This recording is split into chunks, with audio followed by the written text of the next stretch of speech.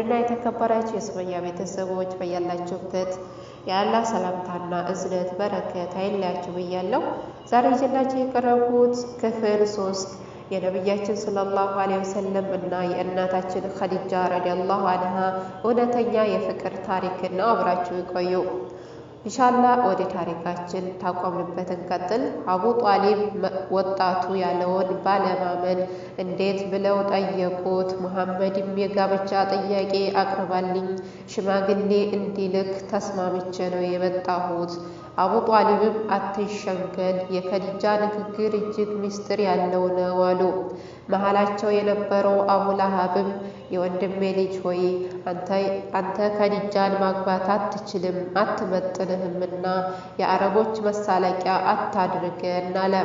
ሌላኛው አጎታቸው አባስም እንደ መቆጣት ብሎ ለምንድን ነው የምትዘላብዱት?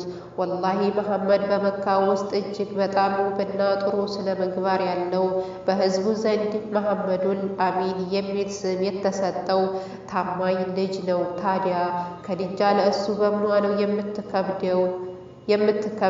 ንግግርን ማጥላላት ምንም የሚጠቅም ነገር አይደለም።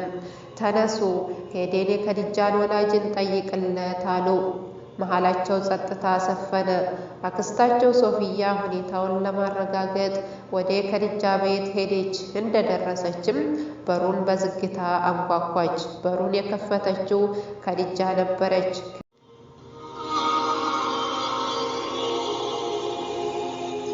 ከዚያም አርሂቡ ብላ በፈገግታ ወደ ውስጥ እንድትገባ ጋበዘቻት። የሚቀመስ ነገር ለማምጣት መነሳቷን ባወቀች ጊዜ ሶፊያም እንዲህ አለቻት፣ እኔ ምግብ ፈልጌ አልመጣሁም፣ ወንድሞቼ እየጠበቁኝ ነው። በእርግጥ አንቺ ጋር የመጣሁት የሰማሁት ጉዳይ እውነት መሆኑን ላጣራ ነው አለቻት። ኸዲጃም ረዲየላሁ ዐንሃ የመጣሽበት ወሬ በእርግጥ እውነት ነው፣ ከፈለጋችሁ በአደባባይ ማውራት ትችላላችሁ። እኔው ነኝ ጥያቄውን ለሙሐመድ ያቀረብኩት። የፈለገው ቢመጣ ሙሐመድን ከማግባት የሚያግደኝ ማንም የለም አለች። ሶፊያም በኸዲጃ ንግግር ተገረመች። ከዚያም ኸዲጃ ሆይ እውነት አለሽ፣ ሙሐመድን የመሰለ ውብ ሰው በመውደድሽ የሚያጋጥምሽ ነውር የለም አለቻት። ኸዲጃም በሶፊያ ንግግር ተደስታ ወደ ጓዳ በመግባት ውድ ቀሚስ አምጥታ አለበሰቻት። ደስታውን መቆጣጠር እስኪያቅታት ድረስ እቅፍ አድርጋ ሳመቻት። ከዚያም ብስራቱን እንድትናገር ወደ ወንድሞቿ ሸኘቻት። ሶፊያ ቤት እንደደረሰች ወንድሞቿና የሙሐመድ ሰለላሁ ዐለይሂ ወሰለም ፊት በፈገግታ ተቀበሏት።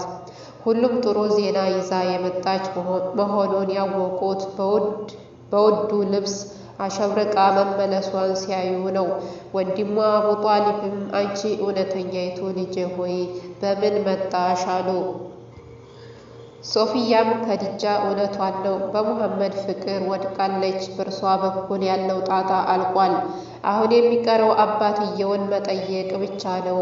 ከኸዲጃ የምትሻል ሌላ ሴት ለማግኘት ሊከብድ ይችላል አለቻቸው። የሙሐመድ አጎቶች ደስ አላቸው። አቡ ለሃብ ሲቀር ወዲያው ምርጥና የክብር ልብስ ለብሰው ሙሐመድን ሰለላሁ ዐለይሂ ወሰለም ከኋላ አስከትለው ወደ ኹወይሊድ ቤት አመሩ።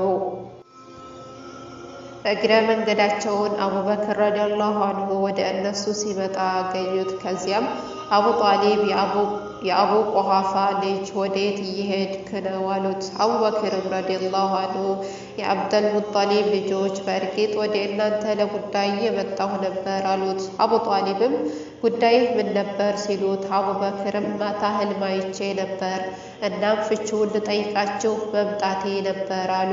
ህልሙ ምን እንደሆነ ጠየቁት። አቡበክርም ከአቡ ጧሊብ ቤት አንዲት ኮከብ ወደ ሰማይ ትሄድና ከሌሎች ኮከቦች ጋር ትደበቃለች። ከዚያም ተመልሳ ወደ 2 ቤቶች ትገባለች። አንደኛው ቤት የኸዲጃ ቤት ነው፣ አንዱ ደግሞ የሱይዋን ቤት ነው። አቡ ጧሊብም እኛ አሁን ወደ አልካቸው ቤት ለጉዳይ እየሄድን ነው፣ ህልምህም ጥሩ ብስራት አለው። ኹወይሊድ ፍቃደኛ ከሆነ ለሙሐመድል አሚን ኸዲጃን ለጋብቻ ልንጠይቅለት ነው። ኮከቡ ሙሐመድ ነው። የገባችው ቤት ያው እንዳየኸው የኸዲጃ ቤት ነው በማለት ህልሙን ፈቱለት።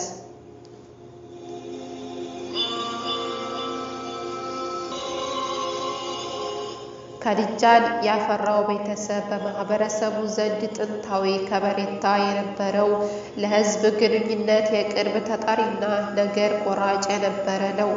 በቁሰይ አማካኝነት በካዕባ አቅራቢያ ዳረል ነድዋ በሚባል ስያሜ የሚታወቀው ታላቅ አዳራሽ ውስጥ የነገዱ ታላላቆች ነገር አዋቂዎች በህዝባዊ ጉዳይ ውሳኔ የሚሰጡ ናቸው ይከበራሉ። የሙሐመድ ሰለላሁ ዐለይሂ ወሰለም አጎቶች ኹወይሊድ ቤት ደረሱ። እንግዶቹ እንደሚመጡ በአገልጋዩ መልእክት ደርሶት የነበረው የኸዲጃ አባትን በጥሩና በከፍተኛ ክብር ተቀበላቸው። ኹወይሊድ እንግዶቹን የመጡበትን ምክንያት ባያውቅም ኸዲጃን ግን ለጋብቻ ይጠይቃሉ የሚል ግምት በጭራሽ የለውም።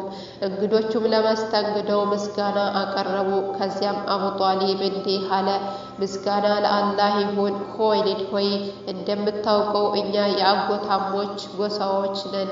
አንዳችን ለአንዳችን ጋሻና መከታ ሆነን በቋሚነት በመካከላችን ምንም መበዳደል ሳይኖር ተከባብረን በጨዋ ደንግ ኖረናል።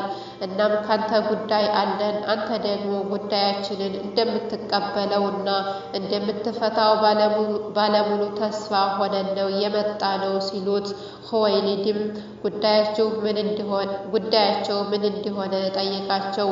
ልጅህን ኸዲጃን ለጋብቻ እንድትሰጠን ነው የመጣ ነው አሉት። ኹወይሊድም ለመሆኑ የሚያጫት ሰው ማን ነው? አቡ ጧሊብም ታማኙና ጸባየ ሸጋው መልከ መልካም ሙሐመዱል አሚን ነው አሉት። ቁረይሾች በሚጠሩት አጠራር ኹወይሊድ የተጠራውን ስም ሲሰማ ፊቱን እንደማጨፍገግ አደረገና ከዚያም የአብደል ሙጠሊብ ልጆች ወደ ኋላ ቀራችሁ። ልጄ ኸዲጃ እንደምታውቋት የተከበረችና እድለኛ ሴት ናት።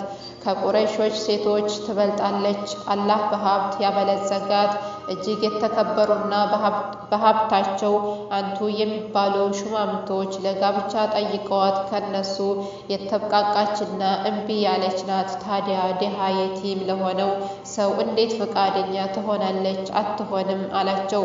ለሽምግልና የመጡት የሙሐመድ አጎቶች ኹወይሊድን በጥሩ አነጋገር ሊያሳምኑት ሞከሩ። እሱ ግን ጭራሽ እንደማይሆን ነገራቸው።